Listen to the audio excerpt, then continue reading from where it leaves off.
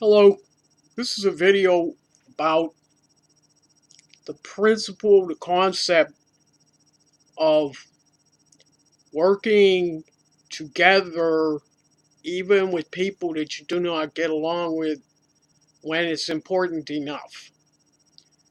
The natural tendency when you're called to a task where the other people that are involved are people that just make you is to tune out and even unconsciously you're going to be drawn to an intense, I'm going to say, mechanism of ways to minimize your attention or exposure to this project. And you're not even going to be aware of most of this because these parts of the inside of your mind are going to take it all on for you.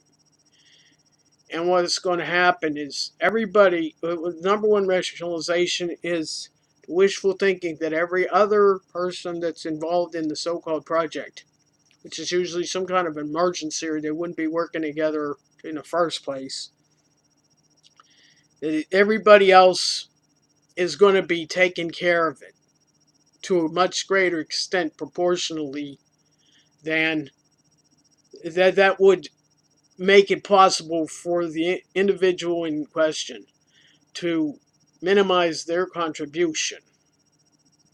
Unfortunately, since everybody involved is also going to be doing that same thing, that means nobody's going to be working on it and it's going to be left to rot. Now, generally, you're talking about an emergency, which is the kind of thing that's going to compel people who don't get along with each other to even be presented with the thought of having to work together in the first place. The time is going to be running out. And you don't have a lot of time to waste contemplating how everybody else is going to take care of it, and everybody in the whole group is all thinking the other five people or the other four people or the other three people are all going to take the rest of the work, and not one of them is going to be putting anything in. Now, you get, by the time anybody finds out nobody else has done anything, the amount of time is the deadline where it's going to be any good to do anything is already going to be rapidly approaching. So what this says is that if you happen to be facing any situation like that, if you're listening to this video, try to remember the takeaway that as the one person who's received this advice, you will be responsible for approaching all the other people in this group who are all going to collectively procrastinate and look for excuses not to do anything responsible or pertinent. Blueprint this project on your own. Do a thumbnail of exactly what's involved, what the deadlines are, what things have to be done by what point in order for this to take, and decide what particular things have to be done by which other people in that group. Visualize which ones you could do for yourself.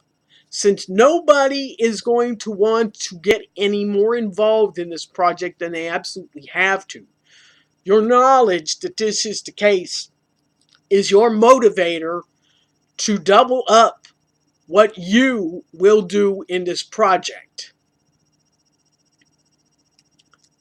Now,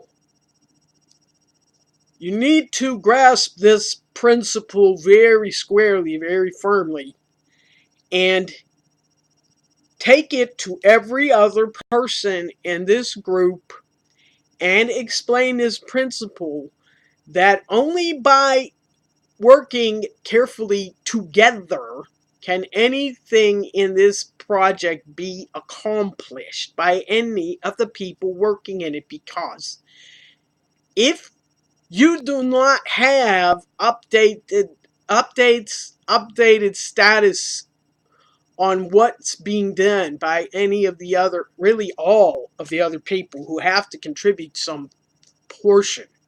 If not, even one of you people is not phoning in updates, but obviously you could do it by email too, the whole project is liable to fall apart. And whatever anybody put in, all the others together put in, is at risk to become a whole-scale waste. And it could be very draining. It could be very exhausting, especially mentally, all the guesswork, because you don't know what that one person is or isn't doing.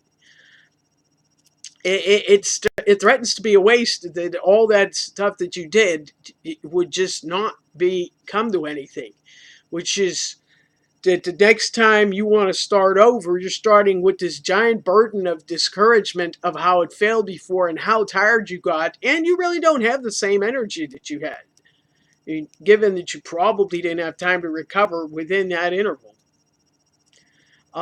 Very bad thing to risk. Expose yourself to the liability would happen. Now, theoretically, all parties engaged and all keeping each other up to date with what each one of them found out, what each one of them still wants to learn about, in terms of the specific information they each need to do their own part of the project. That's going to minimize the crisis, the meta crisis. A crisis got this project launched to begin with. But there's a secondary crisis emerging over the way the crisis might have been being mishandled, which means that time gets wasted, opportunities get lost, and sometimes what we could call the infrastructure could have become damaged. An example of this is where one person is told to call certain people in industry, certain business people, to get maybe quotes or something. And if they're not asking the right question, these people are going to get resentful. Why am I dealing with this person who doesn't know what questions to ask?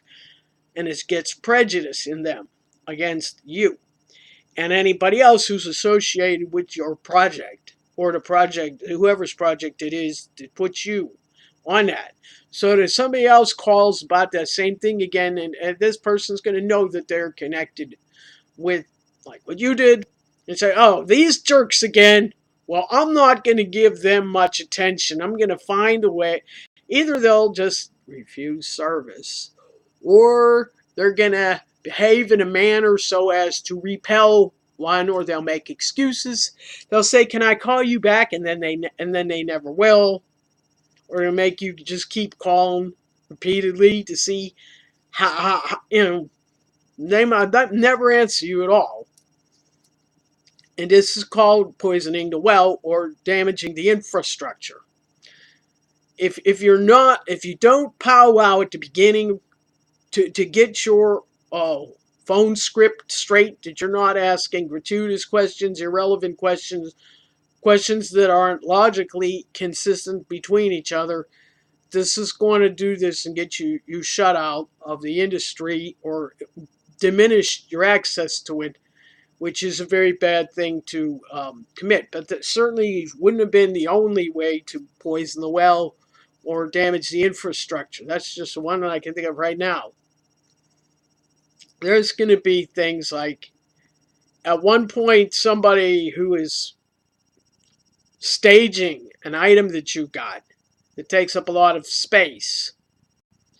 Oh, I'm fine with it, because they think that it's going to be out of there in 4 days. But if it's not out of there in 4 days, day number 5 turns into a stressor. And stage number 6, they're starting to go into a crisis mode. And day 7, they're going to start finding excuses, or giving you excuses, giving you, like, what do you call, cattle prodding, to just get your item out of their house, no matter what the consequences of doing that is. And if you can't do it, when you finally do get it back, it might well be damaged and not be useful, possibly not be useful, or more expensive if it's something that you were stage near to get it fixed, before you could get it fixed.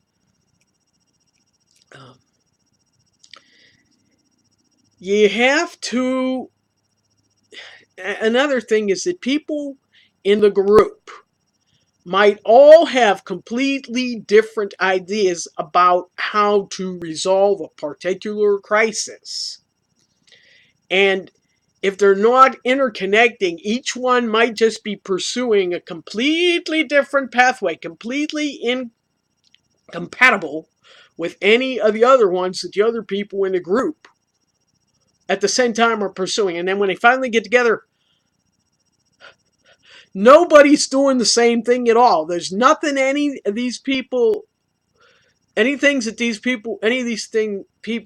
doing that can help any of the things any of these other people are doing. And it's all been incredible amount of work, and maybe up all night online or doing something incredibly difficult and straining. And there's no support on it from anybody else, and nobody else can use any of the things that you were doing. Same thing for anybody else that's involved. Now, then there's this kind of person who's not doing anything in any direction whatsoever, who's just obstinately, taciturnly, I'm not getting involved. I'm not getting involved. And they're just going to drag their feet. And you ask them to write something down, and they say, okay, go ahead, dictate. Do you have a piece of paper? No. What are you doing? And it's just going to be this limp dish rag, passive aggressive. You would have to charge 2 cattle prods up to about, I don't know how many thousands of volts to get this person out of that, obstinate resistance mode. There has to be a way found to, I'm thinking almost this character of a so-called intervention, get as many of the other people in their face at the same time as possible and say, look here, you occupy this node where the only role that you play is that sometimes you can answer the phone and take messages if the phone that takes the messages automatically for some reason is broken, even if their role is that minor. You have to convince them that they need to stop just blowing it off or performing it as indifferently without regard for the efficacy of how they're doing it, that they have been. Now, so here's another example, is that you got a group where if one person has a crisis, it's going to affect the others. Even if they want to put their heads in the sand and deny it, they're going to make these little wishful thinking rationalizations. Oh, we'll just do this or we'll just do that.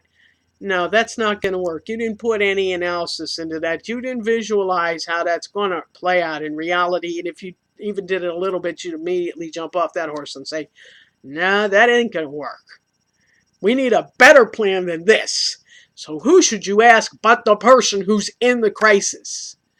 And they might have some kind of plan that will get you out of it. But you might not want to hear that plan. Hopefully you will at least try to do it, because that will extricate you. But if it's so revolting to you what they want you to do, that you have to use your plan instead, then you're on the hook there, that you at least show this other person how to make your plan work. Make sure they understand it, and make sure they understand what they've got to do in order to make your plan work the way you want it to work.